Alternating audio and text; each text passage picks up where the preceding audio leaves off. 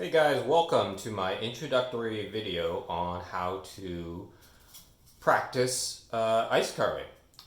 So as you probably noticed right away, instead of a piece of ice here, I have some 2-inch wide polystyrene you could buy from Home Depot. Relatively inexpensive. You could get a massive sheet, like 4 foot by 8 foot for under I think $40 Canadian.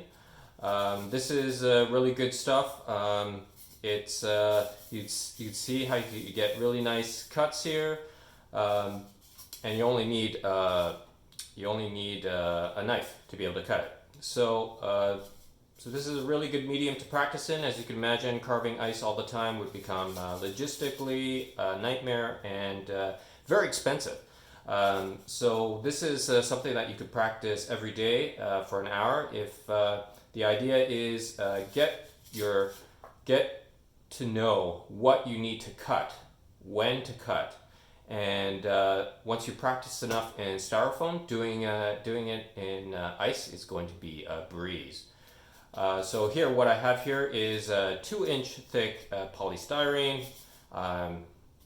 Because of that dimension, I've made this 4 inches here and then 8 inches here. Usually I like to work in metric, but this comes in inches, so I've converted to imperial. Now, so this is our starting block. This resembles a big piece of ice here that basically the ratio is 25 centimeters by 50 centimeters by 1 meter. So it matches in that dimension, and we just need to scale up when we move to a larger block of ice. So the idea here is so cut out your block here. This resembles that size of ice. And what I have prepared for this lesson is basically 2 scale templates. These templates I got from icesculptingtools.com, run by Aaron Kostick. He has a great number of ready-to-go templates that you can copy. So all I've done is I took his template, I scaled it up to fit a 4-inch by 8-inch block, and then you cut it out and then you paste it to your block. So I'll show you an example here. What I've done is I've cut it out, glued it on, just like how you do it in ice, really. Usually you wouldn't do both sides, but for this lesson's purpose, it's probably easier if you do it on both sides and make sure that it lines up. Don't do it the opposite way, because then it's not going to be helpful at all. I've pasted it on here. I did make one mistake. One glaring mistake here is I should have raised the template, and instead of having this extra space here, I should have had it down here. But I'm not going to put this to waste, so I'm going to carve it. So all I've done here is I've glued it to the polystyrene, and it's ready to go. So the same idea with ice is you glue your template, and you'd start making the first cuts. And the tools that you're going to use are really simple. This probably might be the most complicated tool if you're not part of the Canadian Ice Carvers Society to get. This is a Japanese keyhole saw. They used to sell them at Lee Valley, but I don't know if they sell them anymore. But this is a fantastic tool for not only ice, but for wood, for getting weird shapes out. This is a great tool. Here I have kind of the process started here, where I've basically done the first step and I've cut out the silhouette. And this tool is great in that here, up in the neck here, this would be really difficult for a blade to be able to get into. So instead, I use this keyhole saw and I just kind of grind away until I meet up with my line here. So keyhole saw. Then I have a bigger knife here to do the large cuts. I cut out the blocks with a blade like this. It's nice to have a big thick blade because this is 2 inches of polystyrene. And one important thing about technique here is you could see here I have a nice smooth cut here, but then over here I have this kind of texture here. And what I did wrong here was that I tried to pull in one direction. As you can imagine, like if you were to look up in a microscope the end of this blade, it looks straight at this distance, but close up, it's really just a bunch of little tiny things like this all along the edge here. So what happened here is when I pulled in one direction, the small teeth would get caught in the polystyrene and it would tear, and that's how I got this texture here. So big rule of thumb, whenever you're using a knife on polystyrene, you kind of want to go slightly in a sawing motion. You don't want to pull in one direction, otherwise you're going to get this texture, which you don't want. It's going to waste time. It'd be far easier to be carving on a surface like this. You want a nice surface like this to carve on. So really the idea is you kind of want to do a little sawing motion as you're cutting. But that's going to take a little bit of practice. But luckily the stuff's cheap, so you can do lots of practice, which is the idea of this class here. And then all I have is another smaller blade for more finer detail. Then I have an X-Acto blade here. It's a little old, so it's not very sharp, but I think it'll cut polystyrene, styrofoam quite easily. And then the last tool is I have a marker here. Other than that, you probably want to have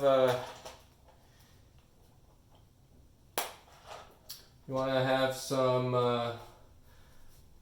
reference material. So I've got my tablet here ready to go so that I can look at other carvings of swans.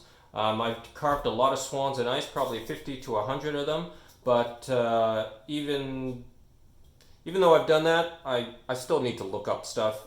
You know, you've got to know your subject really well. The template's going to be a big help, but when you get to stuff like angle of the beak, or you know, the direction of the wing, the feathers in the wings, and that kind of stuff, you know, it's always good to reference stuff and know your subject as you're carving it. So it's good to have a reference material, and yep, that's pretty much all you need. And the idea is, you know, practice carving in styrofoam as often as you can, and then when you move to ice, it's going to be, you're going to have a far more rewarding session carving in ice if you know what you're doing, because the medium is going to melt, and it's not really logistically possible to constantly be carving inside of a freezer. So, you know, when you know what you're going to carve, that's going to leave you more time to actually, you know, ensure that you have good proportions, ensure that you have nice symmetry, and ensure that you have a nice, you know, single direction texture. All that kind of stuff is really important, and you know, the more time you have to focus on that kind of stuff, the better your finished product is going to be.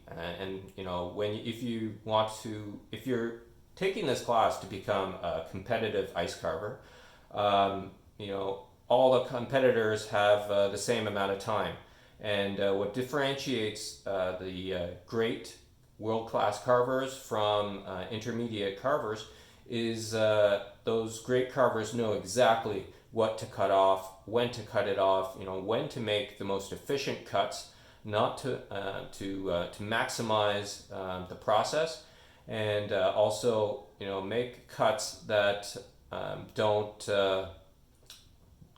create work. Because you know, you notice here when I did all my cuts, they're all perpendicular to the surface here. You know, that I really made a great effort to ensure that all my cuts here in this first cut of the silhouette is nice and perpendicular to this surface. And what that's going to allow me to do is when I start rounding this neck out, it's going to be really easy, because I'll be able to reference this surface and this surface while I'm rounding it out, so that I'll be able to do it in stages and ensure that, you know, I have a nice, you know, a nice smooth and nice proportional neck as I'm carving it out. So in the next video, what I'm going to do is I'm going to do this one from start to finish, and try to get it done as quickly as I can, and then basically give you guys a beginner's guide as to how to carve a swan out of ice. Now there's going to be a lot of things that don't translate to ice, like I can move this block around, whereas if this was a 300-pound block of ice, it's always going to be like this. But angles and the relative cut that you're making, all that kind of stuff always applies. And with any kind of carving, it's all going to translate really well. So this kind of stuff is probably not going to translate well to clay, which is an additive type of art. But any type of removal type of medium, this would help with. So you do this 50 times in styrofoam, and you apply this to wood, you're probably going to do a really good job. So that's the kind of stuff to keep in mind. And so that's lesson 1. Next video I'll have is how to actually carve it out from start to finish.